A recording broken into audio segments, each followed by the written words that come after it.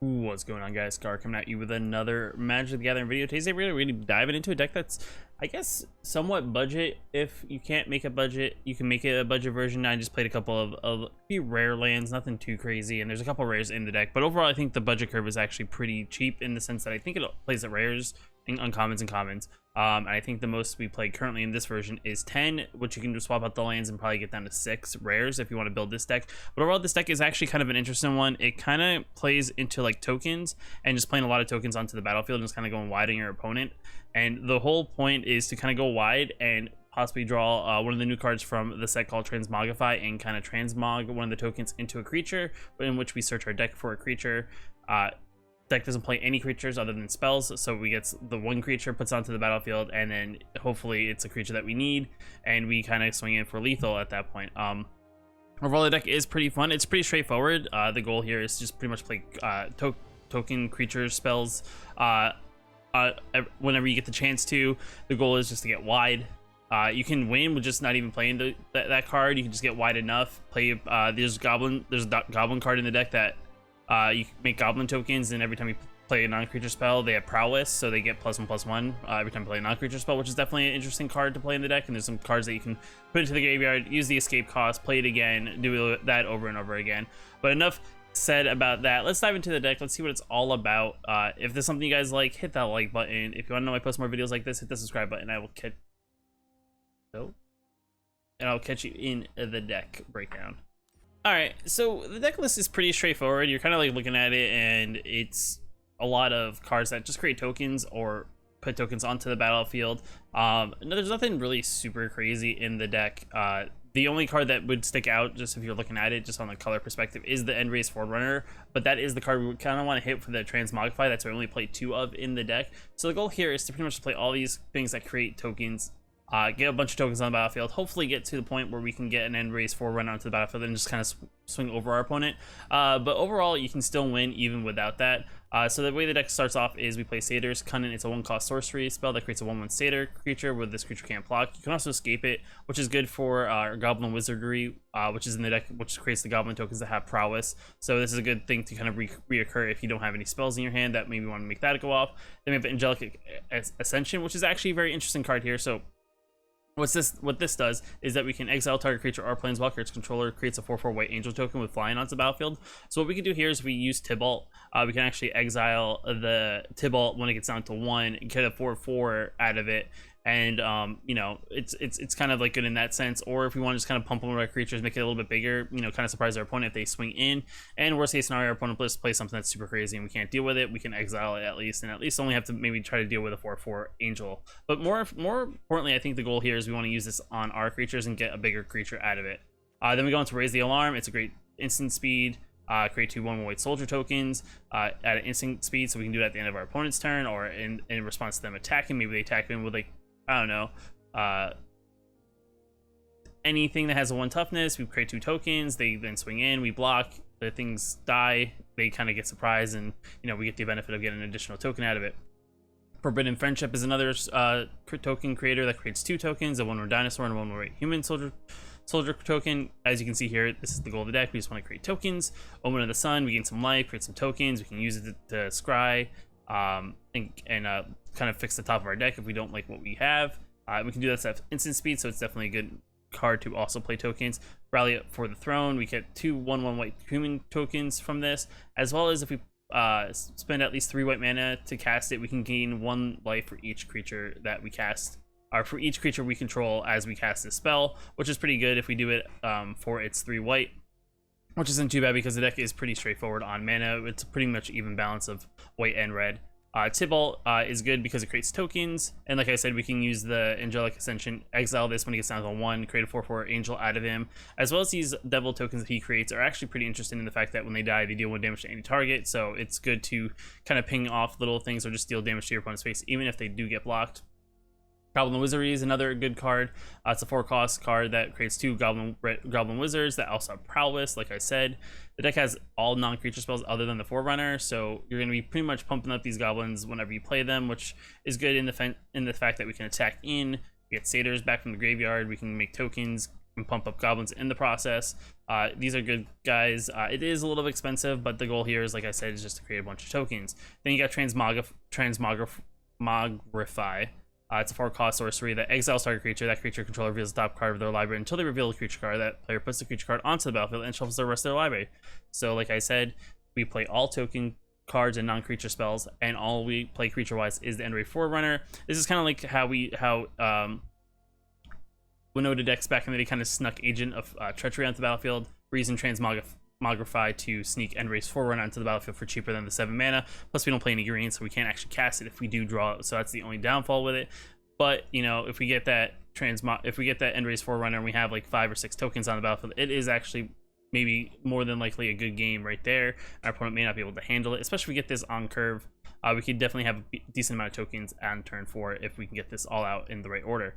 Endray's Forerunner, like I said, this is the card we want to target with the Transmogrify. If we draw one, it's kind of unfortunate because there's no way for it to get out of our hand, and there's no way for us to put it back into the deck. So the goal is hopefully not to draw this while we're trying to get to this point of actually playing it through the Transmogrify. Then we got 9 plains, 11 mountains, and Sacred Foundries. Like I said, you can swap them in for the tap lands if you don't have the shock lands to make this deck maybe a little bit more budget. And then overall, the budget is for 4 rares. 4 land rares, 2 for the Forerunners, and I believe for the Transmogrify, which is a new card at M21, it's 4. So a total of 6 rares if you do a budget version, 10 rares if you want to do the version that plays the Sacred Foundries. Is for additional, you know, not coming to play tap lands. But overall, the deck is pretty straightforward. Nothing too crazy with it. It's just play tokens, do get a big battlefield, and then hopefully get the Endray Forerunner finish. If not, maybe your opponent low enough, you can just win with just the tokens themselves. Let's dive into some games. Let's see if we can make this work. I'm not really sure what the results are going to be. It is kind of like a one direction deck. If our opponent has like, you know, little board wipes and stuff and they can ping off our tokens, it could be GG's right there. But let's just try it out, see what happens, and see how many wins we can get. Alright, so we're on the play first. We have 2 Transmogrifies. We have nothing on turn 2 and 1, but I think we're going to keep. We're on the play so we can get onto things earlier. So play planes. Our opponent's playing a Sultai deck, or more than likely a Mutate deck. But I mean, we do have actually a pretty decent curve here because we can play Omen next turn and then Transmogrify the following turn. So definitely interesting in that sense. No attacks in turn. Looks like they may be searching for something because they got Fiend Artisan. So this could be like a Fiend Artisan kind of style deck. Alright, when it enters the battlefield, mill 4 cards, you gain 1 life for each creature card in the graveyard this way. Ooh. Nice. And 1. Okay. Pass to attackers. Alright. So they don't want to buy into that. I think I maybe wait one more turn here just on the basis of no, you know, let's just go in because we can have another one. We'll just get rid of this, yeah.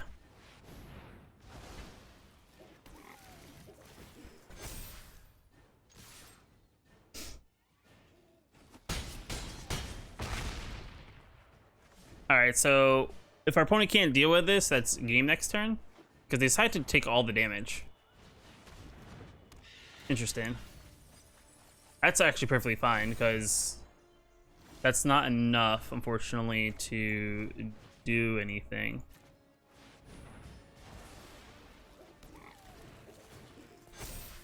And we swing in for game.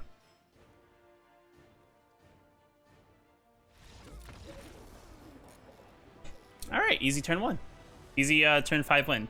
Opponent goes first. This hand's pretty decent. We don't have our Transmogrify, but we have things to create tokens, so that's always good. So we don't have a turn 2, but we can draw into it. And we have 3 mana, so that's always solid.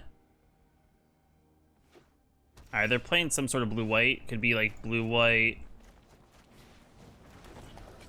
Could be some sort of like blue-white style, flyers or control style deck. They're looking at my Satyr's Cunning, I guess, being like, yes, I played it. Interesting.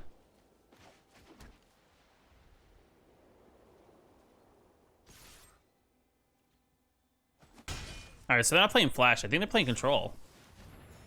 All right.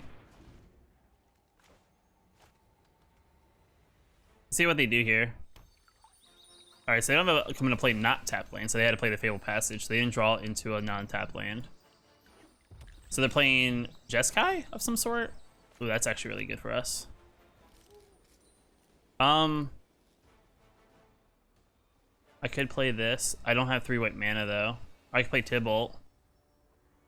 Let's go into attacks.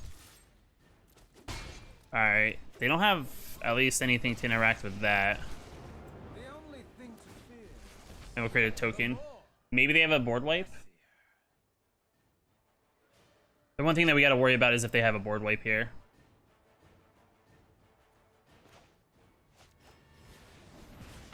All right. They're drawing a card. Putting something on the bottom to draw a card. That's fine. I think next turn we actually play the Rally of the Throne. Rally for the Throne. Oh, that's not good for us. They could have a counter for this. Oops. That's fine. I'm just gonna attack him for 1. Alright, wipe the board. You know you want to.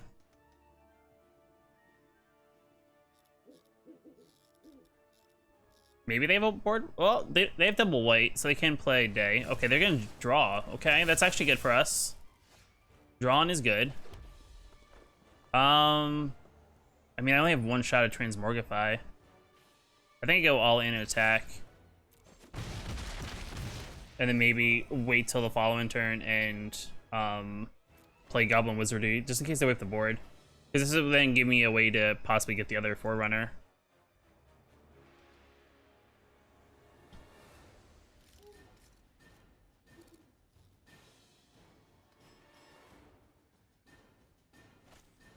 Alright, so they're jump starting again. That's actually solid for us. That means they definitely don't have anything to interact with what we have on the board. So this is actually GG's if they can't do anything. I don't think they know what's about to hit them.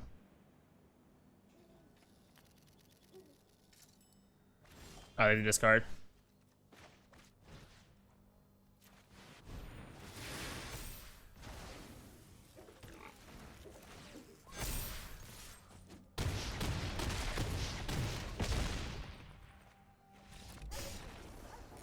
All right, that's fun. Yeah, I guess we'll keep this one. We can draw into stuff. They're playing red, mono red, so this could be not good for us. But I think I'm gonna play this and play tapped. Probably get mono red next turn, which is not great. All right, so I'm playing Cavalcade. All right, we could possibly handle this. I'm not worried yet.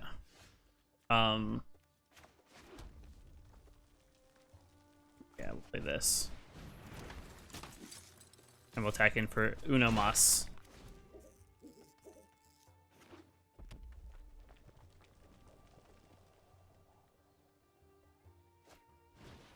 That's fine. Another Cavalcade. They can attack in. I'll block. Okay, no, or not.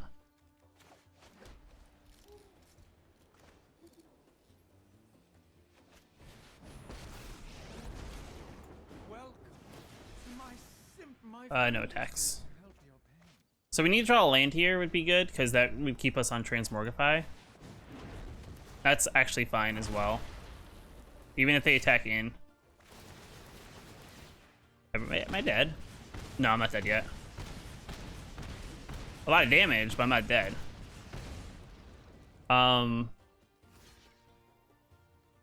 Block. Block.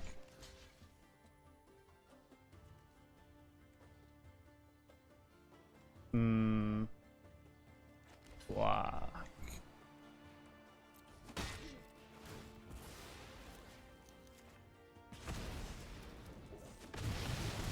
So I take 1. Can't play that. Enters tapped. Okay, I got an idea.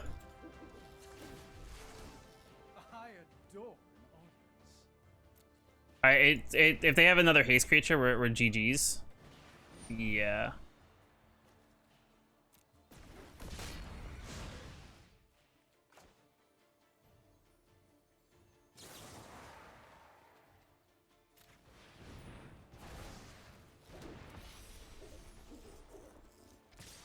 Oh, it exiles it.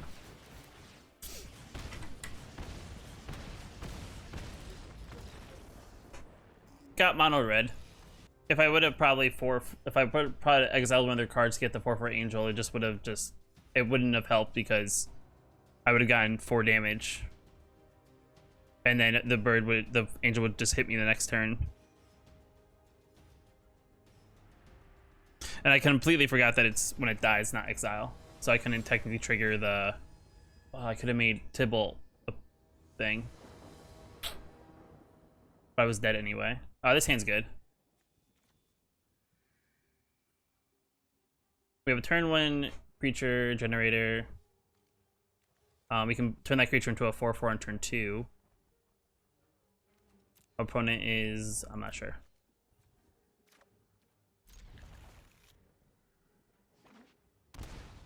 Alright. Menace. There's a menace among us. Might as well get it out of the way. It's a 3 mana, yeah. Sure. It can't block anyway.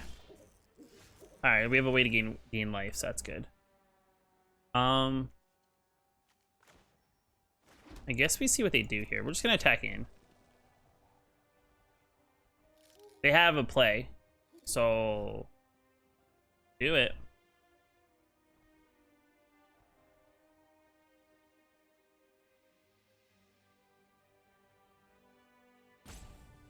On their own think tank. All right, I'm gonna attack in.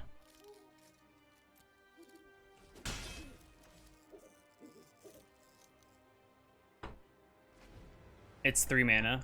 I don't have many cards in my graveyard.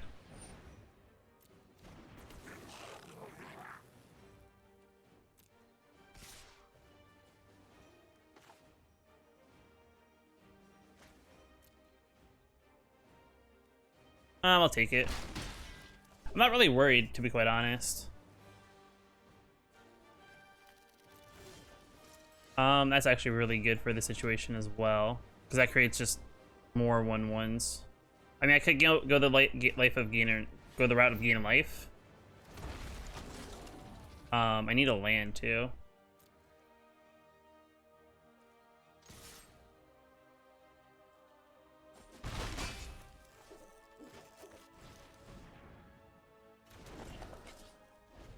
Another satyr. So if I get a Transmogrify, all right, that's fine. I'm not really worried. Yeah,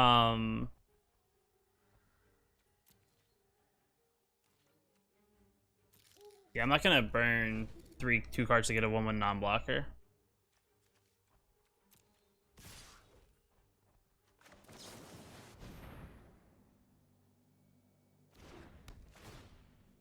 So they're playing some sort of menace deck. Can't pump it. So I'm gonna block here. Oh, I can't drag them both.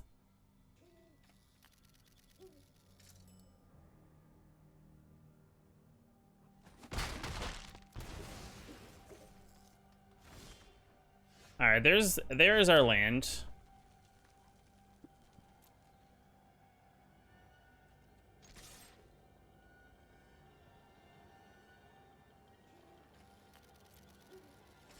He's really held up on something.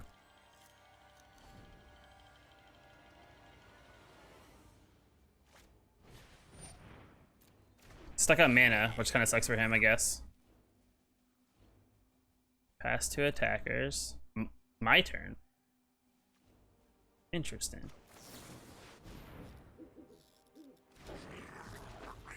Interesting. What are you doing? I think I'm gonna...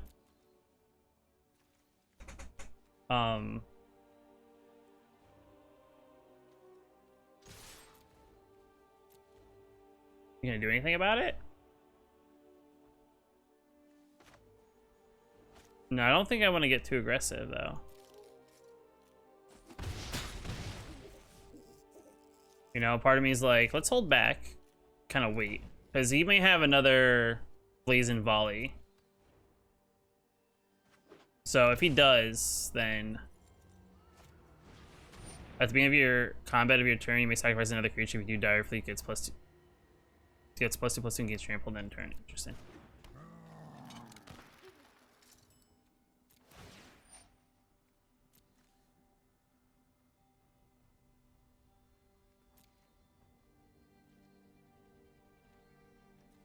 Alright, so they're tapped out. So this is pretty much GG's on our part.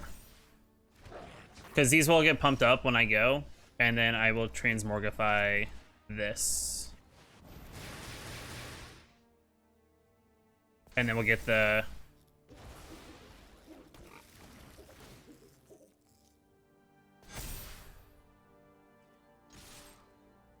We'll get the things. And they all have Trample and Vigilance. Nice.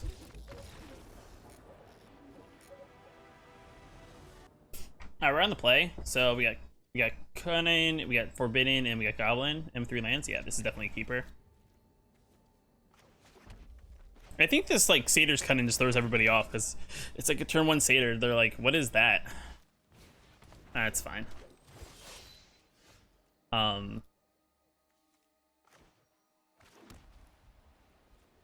Yeah, this is sorcery speed.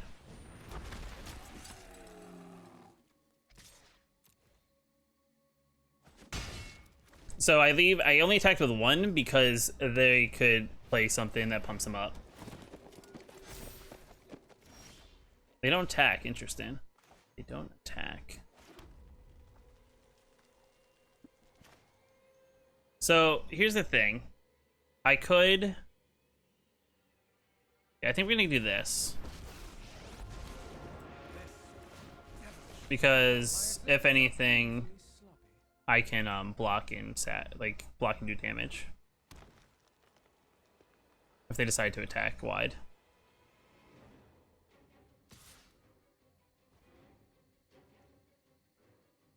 Are you sure? Do you have a pump? I'll let you destroy it.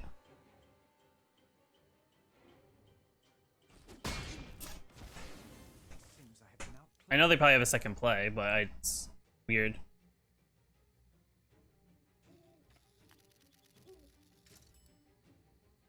I mean, Transmogrify would be hilarious here. Alright. Is he gonna fight something?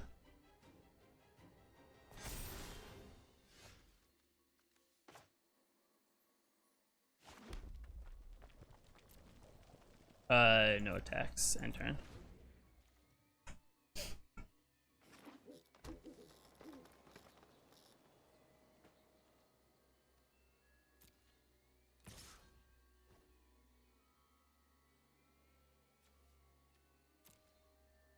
No blocks.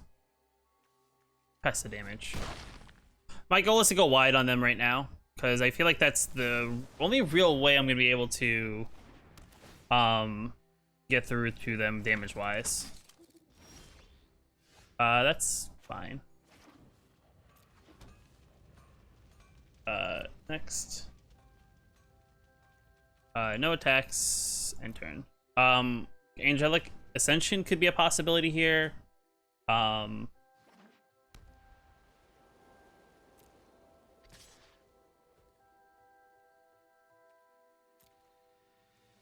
No, I'll take another 5. Part of me wants to possibly Scry. Scry could be really strong here.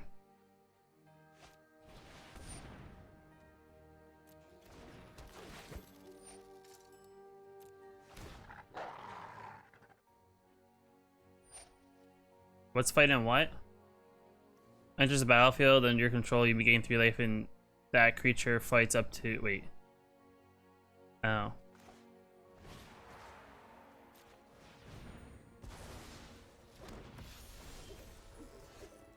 Okay. Anything have reach?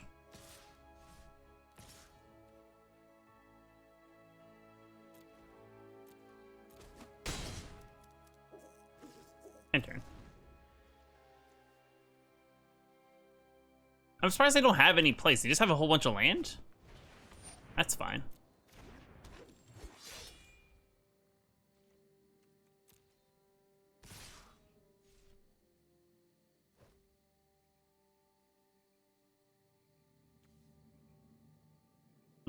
I don't have any. I don't have 3 white mana.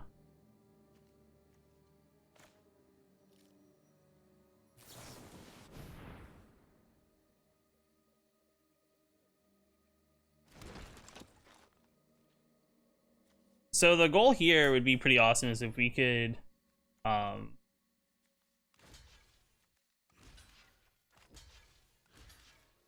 does this do? It doesn't really do anything, does it?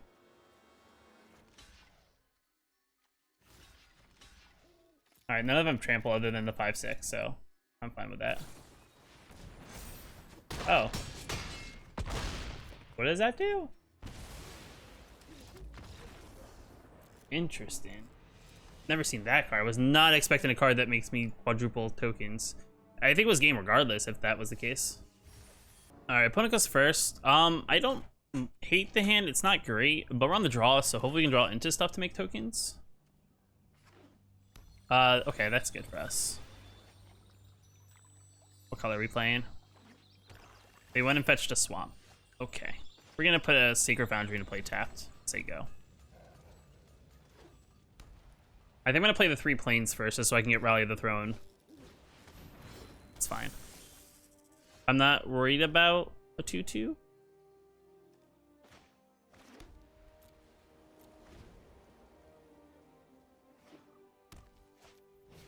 Alright, so they're playing some sort of enchantment-based thing. I don't really know. Taking some damage. Okay, they're not attacking. Got it. Do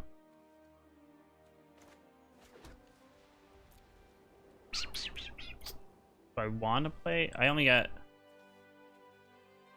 No, we'll do it on our opponent's turn.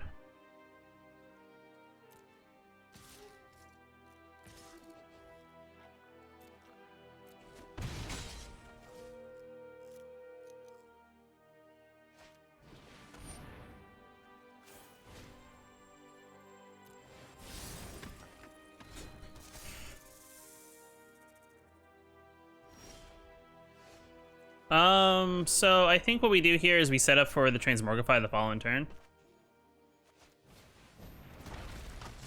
And I think we just get really, really wide here. No attacks.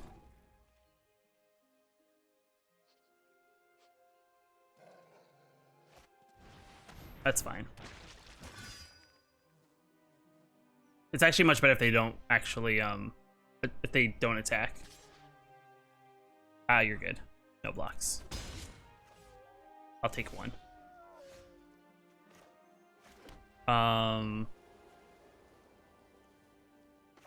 Yeah.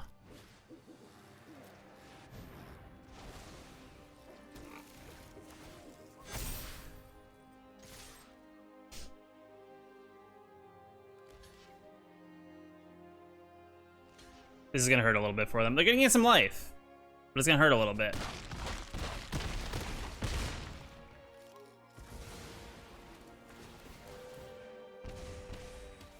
And then they draw 2 cards, but then they lose more life.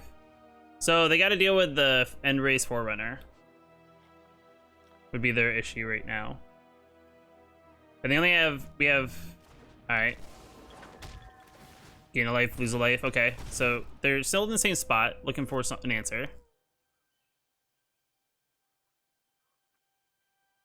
At least it counteracts their drawing a card every time a creature dies. But we have 3 extra cards than they have with. They will gain life.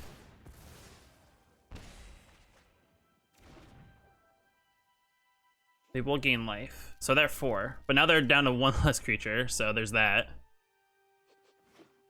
Alright, they got a land. I don't think that helps them, unfortunately. I don't think that does it. Yeah. I don't think that them losing 2 life instead of gaining a life was helping. All right, so in wrapping up everything, I mean, the games overall went well. We did get mono red there in the one game, and I think the other game We just didn't draw what we needed, and our opponent just had enough to deal with what they need to do. But overall, when you get the Transmogrify, that Forerunner plus a lot of tokens really flips the game, especially when your opponent's not expecting it by like turn 4 or 5. It's a fun deck. I mean, for budget build, it's not super expensive. Mostly on commons. You can definitely, if you really want, you could always get rid of the Forerunner. You can definitely get rid of the Sacred Foundries and just put tap lands if you really want to go super budget friendly. But I think you definitely need the Forerunner because that's the card that makes all your tokens just that much stronger. And you definitely need the Transmogrify because that's what the premise of the deck is. But overall, I mean, I had fun. Let me know in the comments below what you think of the deck. If you want to build the deck and play around with it, it's definitely a fun deck to play. Yeah, let me know in the comments below what you think. If you like the video, hit that like button. If you want to know when I post more videos, hit the subscribe button, and I'll catch you in the next video.